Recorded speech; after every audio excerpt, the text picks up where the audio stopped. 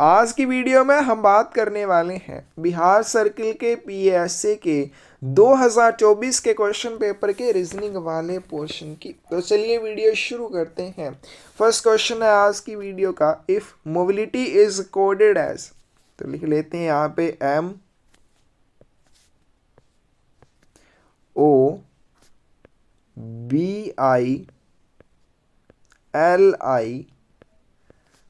MOBILITY mobility को कैसे code किया गया है 46293927।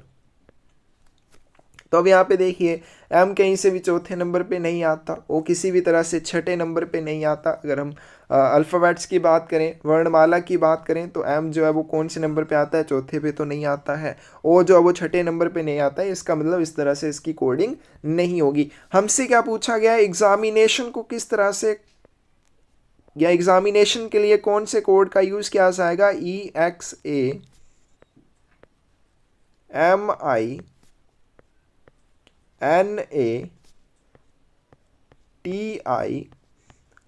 तो एग्जामिनेशन के लिए कौन से कोड का यूज़ किया जाएगा। तो अब यहाँ पे देखिए हमारे पास क्या क्या है। तो M के लिए 4 का यूज़ किया है, तो एग्जामिनेशन में M आ रहा है। तो M के लिए कौन सा नंबर है, यहाँ पे 4 नंबर का यूज़ किया, यानी कि यहाँ पे क्या आ जाएगा, 4 आ जाएगा। फिर उसके बाद O के लिए देखिए हमारे पास 6 कोड लिखा हुआ है, तो यहाँ पे 6 आ जाएगा। फिर उसके बाद अगर हम बात करें B, तो एग्जामिनेशन में B नहीं आता है, I आता है। I के लिए 9 का यूज़ किया गया है, तो यहाँ पे I की जगह पे 9 आ जाएगा। फिर यहाँ पे भी 9 आ जाएगा I की जगह पे। फिर उसके बाद T भी एग्जामिनेशन में आता है, तो T के लिए कौन सा कोड आ जाएगा हमारे पास, लास्ट में 2 आ जाएगा। बाकी हमारे पास कोई कोड नहीं है। तो पहले 3 डिजिट छोड़कर चौथा और पांचवा डिजिट 49 जिसमें भी होगा वो एग्जामिनेशन का कोड हो जाएगा। तो इसमें देखिए पहले हमने 3 डिजिट छोड़े, चौथा और पांचवा डिजिट 38 है, तो इसका मतलब ये नहीं होगा। पहले 3 डिजिट छोड़ने के बाद चौथा और पांचवा डिजिट क्या है, 49 जो हमें चाहिए।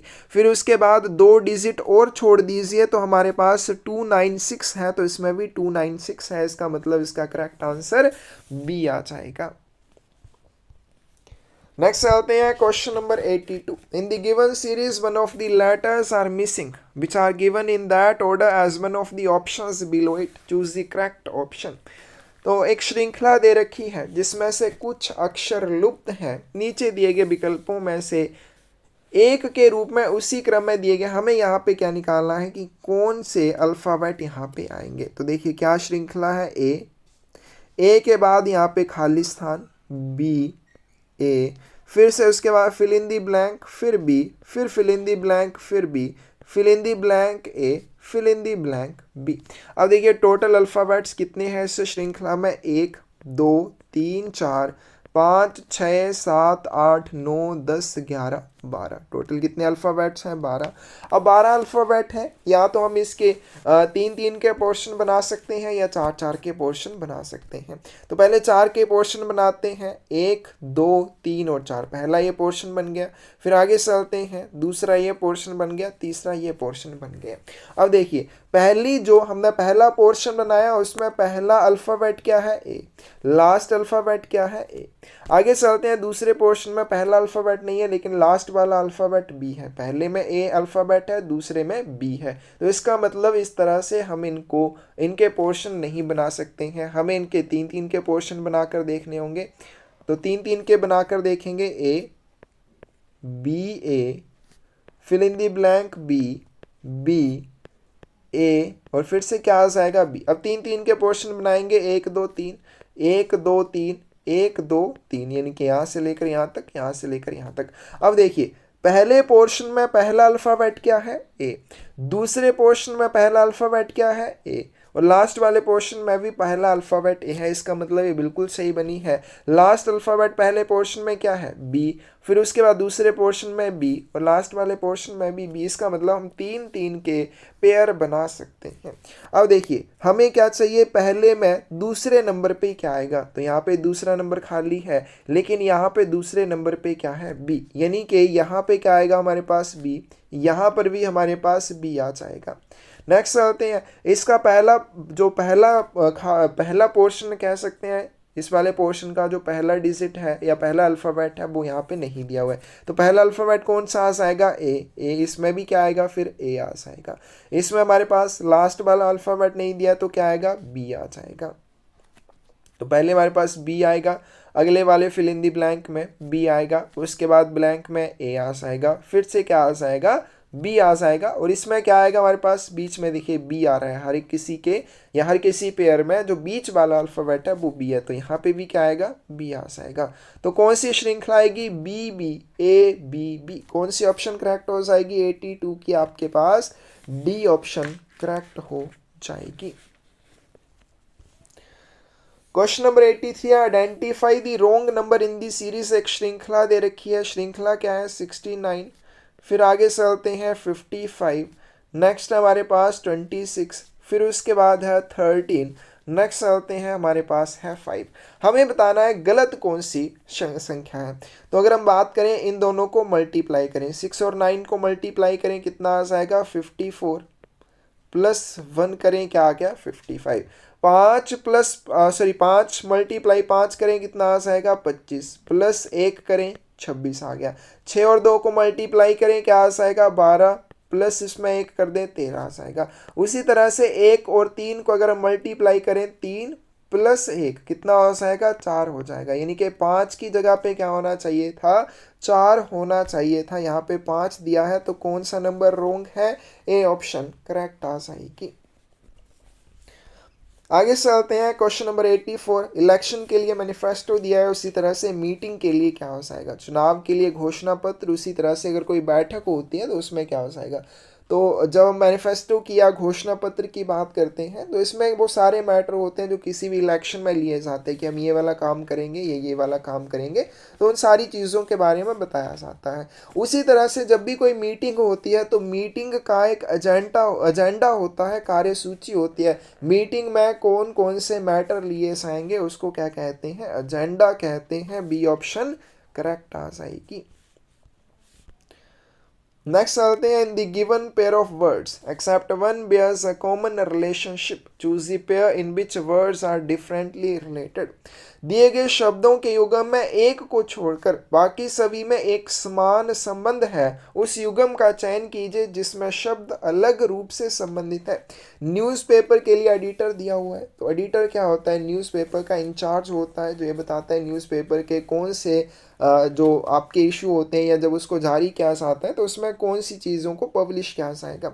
फिल्म की बात करें, डायरेक्टर भी एक तरह का इंचार्ज होता है, वो निर्देश देता है किस तरह से क्या क्या फिल्म में होगा। उसी तरह से बुक की बात करें तो ऑथर क्या करता है? बुक को लिखता है। उसी तरह से स्टैम्प्स की अगर बात करें तो स्टैम्प्स के लिए दिया है फ्लैट लिस्ट। फ्लैट लिस्ट क्या होता है? डाक टिकट संग्रह करता, जो डाक टिकटों को इकट्ठा करता है। यानी कि ना तो यह डाक टिकटों को के बारे में कोई निर्देश दे रहा है, ना ही उनको तैयार कर रहा है। तो इस तरह से ये क्या हो जाएगा? बाकी सबसे अलग हो जाएगा। ये क्या कर रहा है? डाक टिकटों को इकट्ठा करने का काम करता है, फ्लैट लिस्ट उसको कहा जाता है।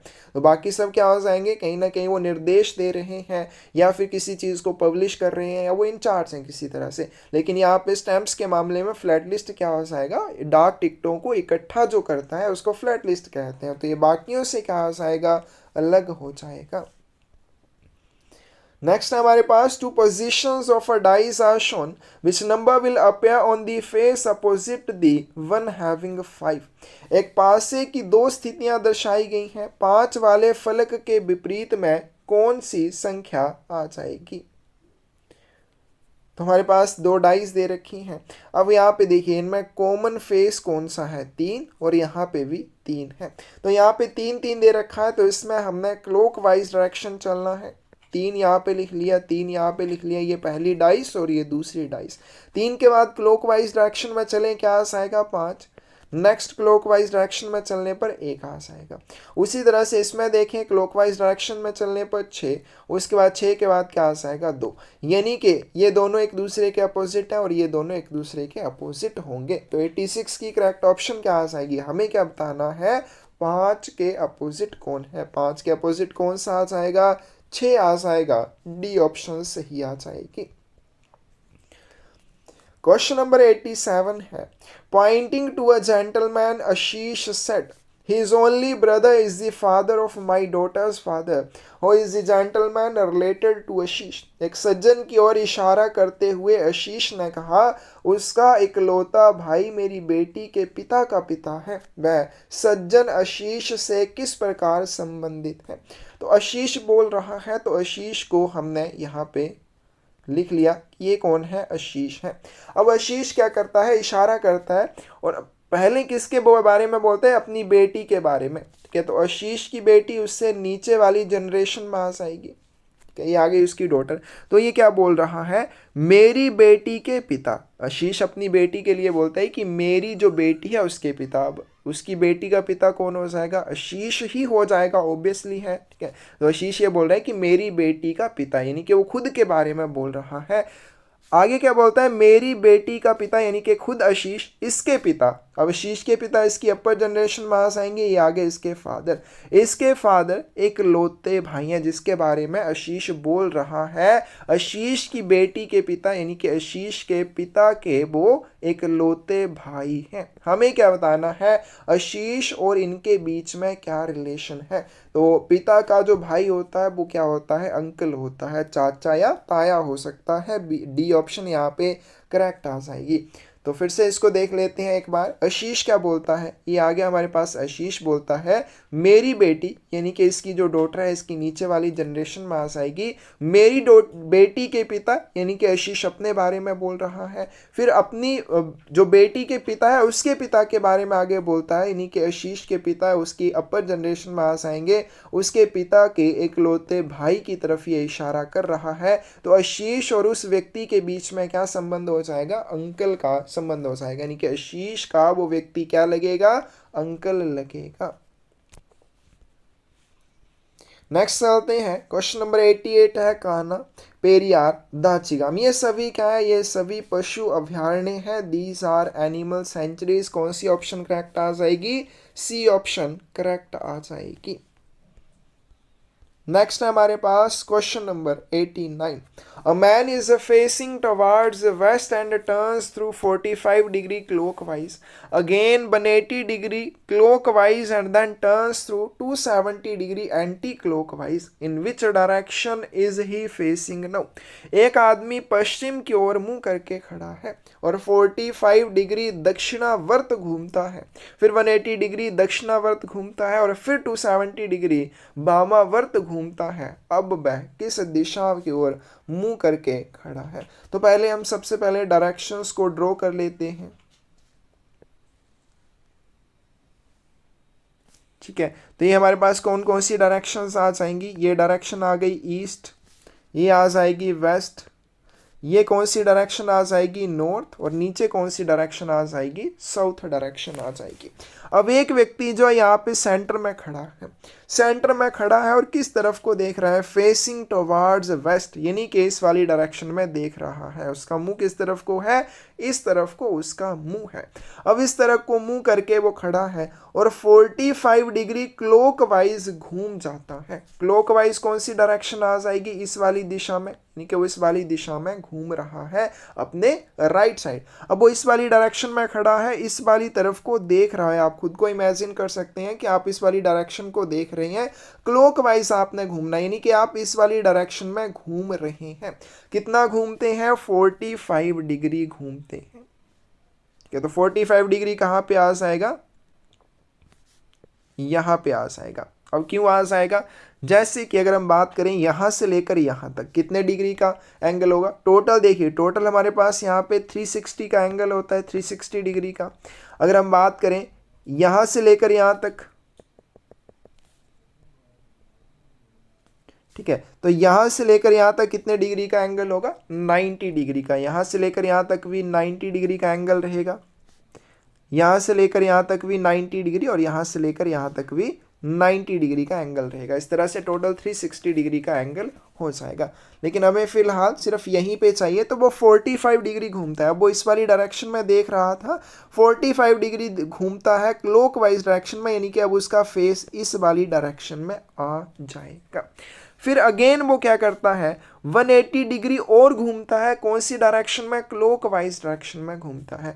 तो अगर हम एक बात करें, यहाँ पे सीधी लाइन में ड्रॉ करता हूँ तो इसके ऊपर कितने का एंगल बनेगा? 180 डिग्री का। तो जब यहाँ से इस वाली डायरेक्शन में वो देख रहा है और क्लॉकवाइज डायरेक्शन वो 180 डिग्री घूमता है, यानी कि उसकी डायरेक्शन अब कौन सी हो जाएगी? ये हो जाएगी, यानी कि वो अब इस तरफ को देख रहा है, इस वाली तरफ को देख रहा है, और टोटल यहाँ से लेकर यहाँ तक 180 डिग्री का एंगल बन जाएगा। अब यहाँ पे इस वाली डायरेक्शन को जब देख रहा है, फिर से वो घूमता है 270 डिग्री एंटी क्लॉकवाइज। अब तक वो क्लॉकवाइज घूम रहा था, अब वो एंटी क्लॉकवाइज घूमेगा। यहाँ को इस वाली साइड को देख रहा है, अब वो इस वाली साइड को घूमता है 270 डिग्री। अब 270 डिग्री जब वो घूमेगा तो इस 180 डिग्री घूमने पर तो वो फिर से उसी वाली डायरेक्शन में आ जाएगा जहाँ पे वो पहले था। फिर 45 डिग्री और जब वो घूमेगा, 45 डिग्री और घूमेगा तो इस वाली डायरेक्शन में आ जाएगा, यानी कि वेस्ट वाली डायरेक्शन में आ जाएगा। टोटल कितना घूम गया? 180 प्लस 45 कितना आ जाएगा? 5, 8 4 12, और यहाँ पे क्या आ जाएगा? 225। यानी कि जब वो इस वाली डायरेक्शन में फिर से वापस आ रहा है, 225 डिग्री घूम चुका है। उसे टोटल 270 डिग्री घूमना है, यानी कि 45 डिग्री अभी उसको और घूमना है। तो यहाँ से वो और 45 डिग्री घूमेगा तो यहाँ पे वो सेंटर की तरफ, इस तरफ को मूव करेगा इस वाली डायरेक्शन में, क्योंकि यहाँ से लेकर यहाँ तक कितने डिग्री का एंगल है? 90 का। तो उसे सिर्फ 90 का आधा घूमना है, 45 डिग्री घूमना है, तो यहाँ पे सेंटर में आएगा और इस तरफ को उसका मुंह रहेगा। अब कौन सी डायरेक्शन में आ गया? West south, south west direction की तरफ उसका मुंह होगा। कौन सी ऑप्शन करेक्ट आ जाएगी? डी ऑप्शन आपके पास करेक्ट आ जाएगी। नेक्स्ट आते हैं question number 90। In the given figure how many people like cricket and tennis both? दी गई आकृति में कितने लोग क्रिकेट और टेनिस दोनों चीज़ों को पसंद करते हैं? अब देखिए यहाँ पे ट्राइंगल जो वो किसके लिए है? क्रिकेट लवर्स के लिए। सर्कल टेनिस लवर्स के लिए है। उसी तरह से हॉकी की बात करें तो ये जो आपका यहाँ पे स्क्वायर दिया हुआ है या रेक्टेंगल दी हुई है, ये हॉकी लवर्स के लिए है। हमें किसके लिए बताना है? हमें कॉमन देखना है क्रिकेट और टेनिस लवर्स के लिए। टेनिस के लिए जो सर्कल है वो आ जाएगा, अब यहाँ से लेकर यहाँ तक यही, ठीक है, यहाँ से लेकर यहाँ तक ये कॉमन है, ठीक है। ये किसके लिए है? टेनिस, और ये भी टेनिस के लिए, और यहाँ पे ये कॉमन है क्रिकेट, टेनिस और हॉकी तीनों के लिए। आगे चलते हैं, हमें सिर्फ क्रिकेट और टेनिस का चाहिए, तो क्रिकेट और टेनिस के लिए कौन सा आ जाएगा? ये वाला पोर्शन आ जाएगा। ये सबके लिए कॉमन आ जाएगा। किसके लिए कॉमन आएगा? ये क्रिकेट के लिए और टेनिस के लिए आ जाएगा। तो 17 प्लस क्या आ जाएगा? 15 आ जाएगा। टोटल कितना आ जाएगा? 32। तो 32 ऐसे पीपल हैं जो क्रिकेट और टेनिस दोनों को पसंद करते हैं। देखिए क्या हो जाएगा हमारे पास। तो ये जो 21 नीचे दिया हुआ है ये किसके लिए आएगा? ये टेनिस और हॉकी के लिए आएगा, ठीक है, क्योंकि ये हॉकी वाले उसमें आ रहा है और टेनिस वाले आ रहा है, तो ये हॉकी और टेनिस के लिए हो जाएगा। ये वाले पोर्शन की बात करें, ये वाला पोर्शन सबके लिए कॉमन है। 15 ऐसे लोग हैं जिनको क्रिकेट, टेनिस और हॉकी तीनों चीज़ें पसंद है। और तीनों चीज़ें पसंद है इसका मतलब उन्हें क्रिकेट और टेनिस ये दोनों चीज़ें भी पसंद है, तो 15 ये आ जाएंगे। और ये 17 ऐसे लोग हैं जिनको टेनिस भी पसंद है, जिनको क्रिकेट भी पसंद है, तो यहाँ पे प्लस 17 हो जाएगा। 90th की बी ऑप्शन आपके पास करेक्ट हो जाएगी। क्वेश्चन नंबर 91 है, cardiology is related to heart in the same way as pathology is related to. जिस तरह से कार्डियोलॉजी क्या है? हृदय से संबंधित है, हृदय के बारे में अगर जानना है तो उसके लिए कार्डियोलॉजी की जाती है। उसी तरह से पैथोलॉजी की बात करें तो किसके बारे में होता है? डिसीजेस के बारे में, उनके कोज के बारे में, उनकी डेवलपमेंट या इफेक्ट्स के बारे में पता लगाने को पैथोलॉजी कहा जाता है। 91 की सही ऑप्शन आपके पास क्या आ जाएगी? बीमारियों के बारे में पता लगाना, उनके कोज, डेवलपमेंट या इफेक्ट्स के बारे में पता लगाना पैथोलॉजी कहलाता है। In the word produce, how many pairs of letters have the same number of letters between them in the given word as they have in the English alphabet series? शब्द produce में ऐसे कितने युग्म हैं जिनके बीच दिए गए शब्द में उतने ही अक्षर हैं जितने अंग्रेजी वर्णमाला श्रृंखला में उनके बीच होते हैं? क्या दिया हुआ है हमारे पास? PRODUCE। अब हमें क्या बताना है? हमें ऐसे पेयर्स के बारे में बताना है जिनके बीच में उतने ही अल्फ़ाबेट्स होंगे जितने कि इंग्लिश वर्णमाला में होते हैं। तो इंग्लिश वर्णमाला लिख लेते हैं, समझने में आसानी हो जाएगी।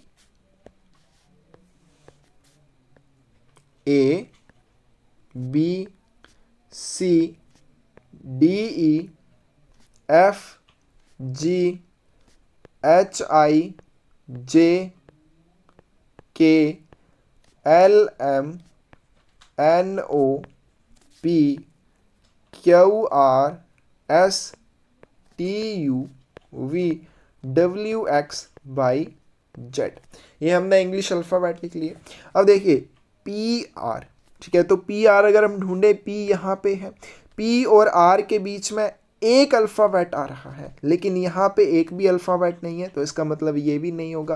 पी और ओ की बात करें तो पी और ओ के बीच में कोई अल्फ़ाबेट नहीं है, लेकिन पी और बी ओ के बीच में एक अल्फ़ाबेट आर आ गया, तो ये भी नहीं होगा। इस तरह से हमें ढूंढना है कि इंग्लिश वर्णमाला में भी उनके बीच में उतने अल्फ़ाबेट होने चाहिए जितने यहाँ पे हैं। तो कौन सा हमारे पास इस तरह का युग्म आ जाएगा या जोड़ा आ जाएगा? तो अगर हम आर और यू को देखें, आर और यू को देखें, देखिए आर हमारे पास कहाँ पे, आर, और ये रहा यू, इन दोनों के बीच में कितने अल्फ़ाबेट हैं? 2 अल्फ़ाबेट हैं, और इस वाले शब्द में भी इनके बीच में 2 ही अल्फ़ाबेट हैं। तो इसका मतलब सिर्फ एक ही ऐसा युग्म है, एक ही ऐसा पेयर है जिसमें इंग्लिश वर्णमाला में भी उतने ही अल्फ़ाबेट उनके बीच में होते हैं और इस शब्द में भी उतने ही अल्फ़ाबेट उनके बीच में है। 92 की सी ऑप्शन आपके पास करेक्ट आ जाएगी।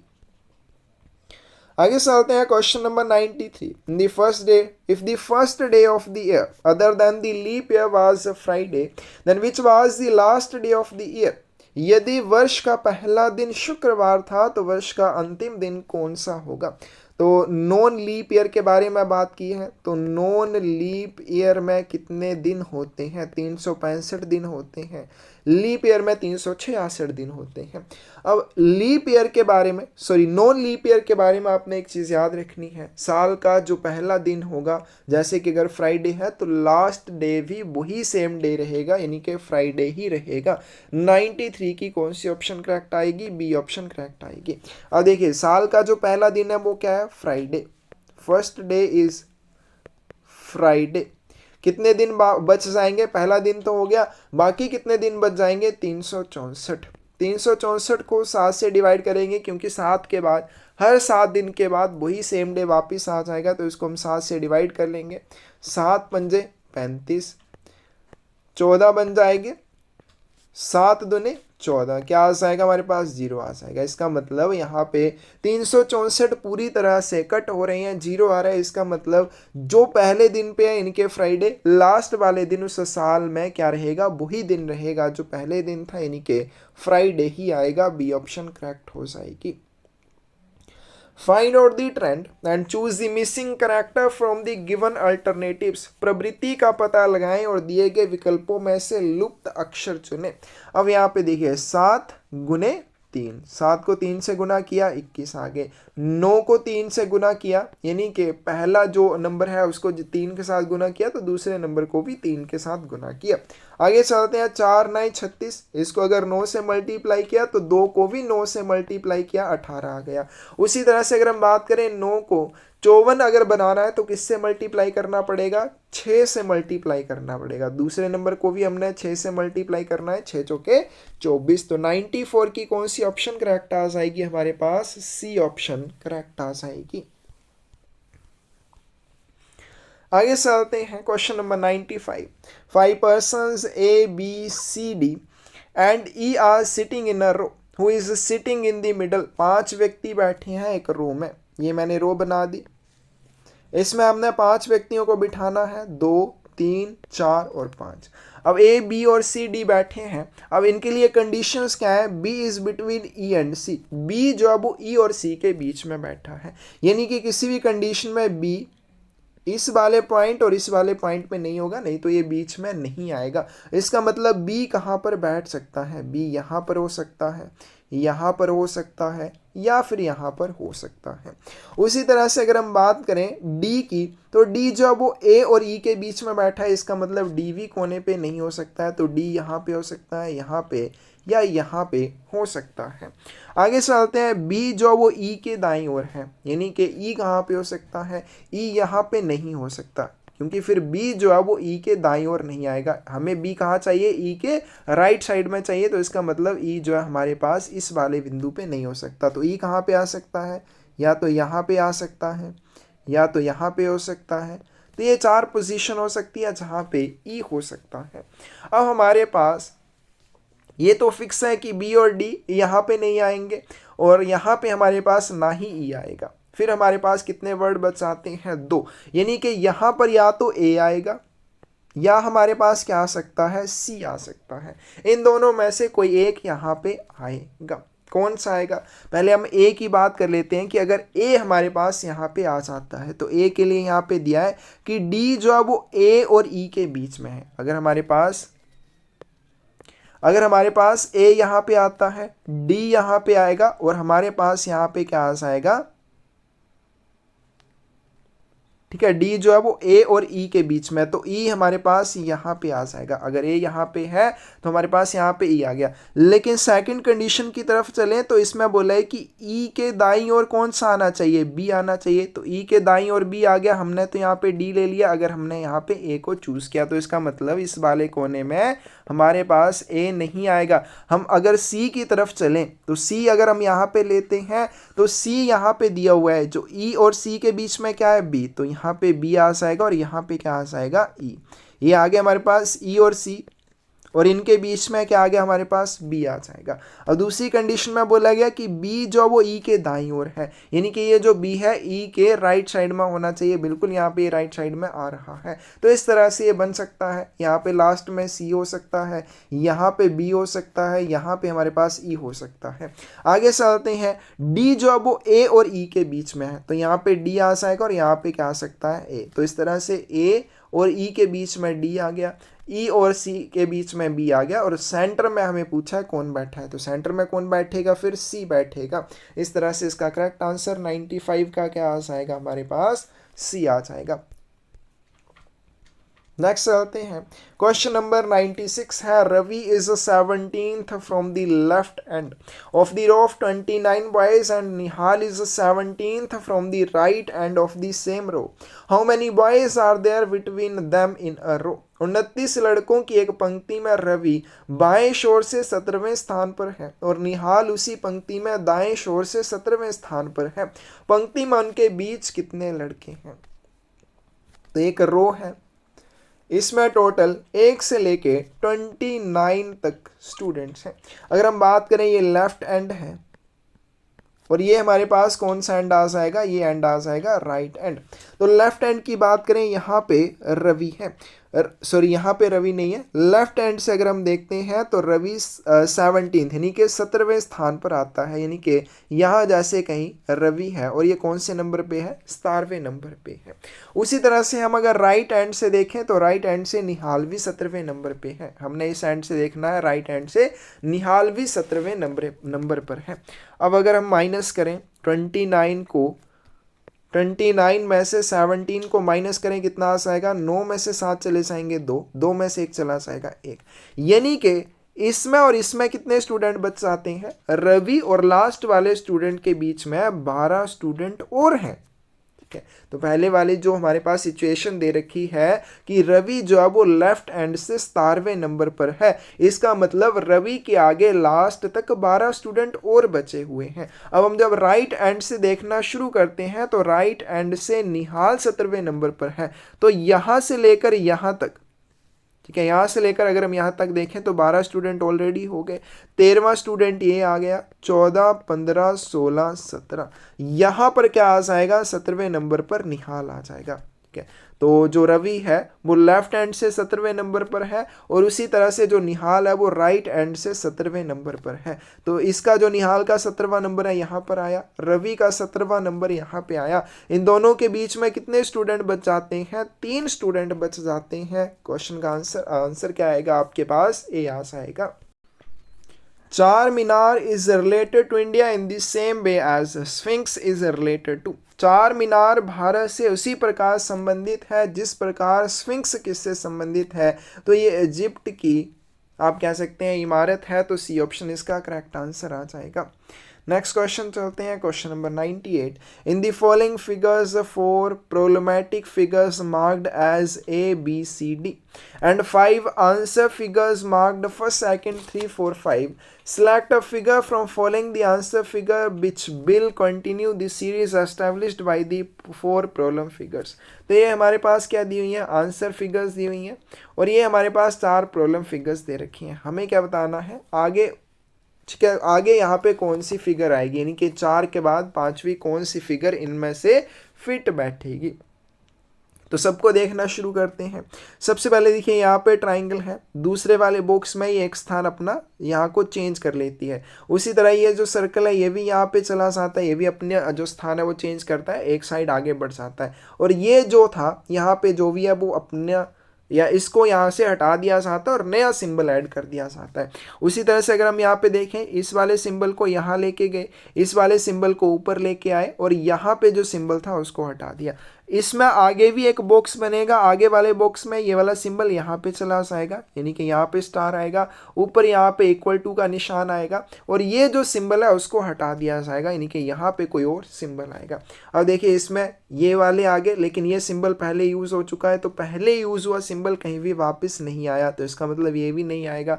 अब ये भी सिंबल ऑलरेडी आ चुका है तो ये भी नहीं आएगा। फिर उसके बाद देखिए ये सिंबल नहीं आएगा क्योंकि यहाँ पे इक्वल टू का निशान होना चाहिए था, ये सिंबल आएगा फोर्थ वाला, यहाँ पे स्टार, यहाँ पे इक्वल टू और यहाँ पे एक नया सिंबल आ रहा है। कौन सी ऑप्शन करेक्ट आ जाएगी, 98 की बी ऑप्शन करेक्ट आ जाएगी। फिर से नेक्स्ट क्वेश्चन है, हमें क्या बताना है। यहाँ पे देखिए 1 और 2, ये 2 फिगर्स दे रखे हैं और इनके बाद बीच में 5 फिगर्स दे रखी हैं। 5 फिगर्स में से हमें ऐसी फिगर बतानी है जो बाकियों से अलग है। करेक्ट आंसर क्या आएगा हमारे पास, सेकंड वाला बी इसका करेक्ट आंसर आएगा। देखिए बाकी सब सेंटर में है, ये भी सेंटर में, ये भी सेंटर में, सभी क्या है केंद्र में है, लेकिन ये वाला जो है वो साइड में दे रखा है। इसका मतलब ये बाकियों से क्या हो जाएगा, अलग हो जाएगा। बाकी सारे इसमें भी सिमिलर हैं। देखिए जैसे कि यहाँ पे देखें ये सिंबल नीचे चला गया, ये ऊपर आ गया, मतलब ये एक्सचेंज हो गए। ये डॉट नीचे चला गया, ये यहाँ पे चला गया, ठीक है, यहाँ पे चला गया, यहाँ पे चला गया। तो मतलब कि यहाँ पे कोई भी प्रॉब्लम नहीं है, प्रॉब्लम सिर्फ ये है कि ये सेंटर में नहीं है, इसलिए ये बाकियों से क्या हो जाएगा, अलग हो जाएगा। लास्ट क्वेश्चन आज की वीडियो का, count the number of triangles and squares in the following figure. निम्नलिखित आकृति में त्रिभुजों और वर्गों की संख्या गिने। तो इसमें हमें ट्राइंगल्स और स्क्वायर्स को काउंट करना है। अब सबसे पहले हम यहाँ पे अगर देखें, इस तरह से एक ट्राइंगल बन रही है और इसके बीच में एक यहाँ पे लाइन है, तो इसमें कितनी ट्राइंगल्स बनेंगी, 3। उसी तरह से इसमें इस तरह की टोटल कितनी ट्राइंगल है, 2, 3, 4। तो इसमें 4 ट्राइंगल्स हैं, तो 4 गुने 3 आ जाएगा। बड़ी ट्राइंगल में भी देखें तो बड़ी ट्राइंगल में भी सेम है, इस तरह से एक ट्राइंगल है, उसके बीच में एक लाइन है, तो इसमें भी 4 × 3। एक ट्राइंगल ये आ जाएगी, दूसरी ये, तीसरी ये और चौथी ये, तो इस तरह से 4 ट्राइंगल्स आ जाएंगे। नेक्स्ट आते हैं, नेक्स्ट देखते हैं। अब हर एक ट्राइंगल में 4 और कॉमन ट्राइंगल्स बन रही हैं, 1, उसी तरह से यहां तक देखें 2, फिर यहां से यहां तक देखें 3 और उसी तरह से यहां तक देखें 4। तो इसका मतलब हर एक बॉक्स में, यानी कि ये वाला जो बॉक्स है इसमें 4 और कॉमन ट्राइंगल बन रही हैं और अंदर वाले में भी 4 कॉमन ट्राइंगल बन रही हैं। तो +4 +4 टोटल कितनी ट्राइंगल हो जाएंगी, 4 × 3 = 12, 4 × 3 = 12, 12 + 12 प्लस क्या आ जाएगा 8, 12 12 और 24, 24 और 8 कितने हो जाएंगे, 32। तो इसमें टोटल नंबर ऑफ ट्राइंगल्स कितनी हो जाएंगी, 32 हो जाएंगी। तो या तो ये हो सकती है या ये हो सकती है। आगे हमें स्क्वायर काउंट करने हैं, तो अंदर वाले स्क्वायर को अगर ले लें तो इसमें कितने स्क्वायर आ जाएंगे, इस तरह से इसको बांटा हुआ है, तो इसमें 1 2 3 4 स्क्वायर ये हो जाएंगे और 5वां ये बड़ा स्क्वायर हो जाएगा 5 ये। उसी तरह से बाहर वाले स्क्वायर में भी 5 स्क्वायर हो जाएंगे, एक ये बड़ा स्क्वायर हो जाएगा, प्लस इसके अंदर 1 2 3 और ये वाला 4। तो कितने आ जाएंगे, 10 स्क्वायर आ जाएंगे। कौन सी ऑप्शन करेक्ट आ जाएगी, सी ऑप्शन करेक्ट आ जाएगी। 32 ट्राइंगल्स एंड 10 स्क्वायर आ जाएंगे। तो ये था बिहार सर्कल का PSA का 2024 का क्वेश्चन पेपर, इसका रीजनिंग वाला पोर्शन। किसी भी क्वेश्चन में डाउट हो कमेंट सेक्शन में आप पूछ सकते हैं। इसके अलावा पर्यावरण को बचाने के लिए हमने एक मुहिम शुरू की है, ज़्यादा से ज़्यादा पौधे लगाने की। अगर आप भी उस मुहिम में हमारे साथ जुड़ना चाहते हैं, हमें सहयोग करना चाहते हैं, मोटिवेशन देना चाहते हैं, तो डिस्क्रिप्शन में एक चैनल का लिंक मिल जाएगा, उसको सब्सक्राइब करके आप हमारी हौसला अफजाई कर सकते हैं, ज़्यादा से ज़्यादा पौधे लगाने के लिए हमें मोटिवेट कर सकते हैं। धन्यवाद।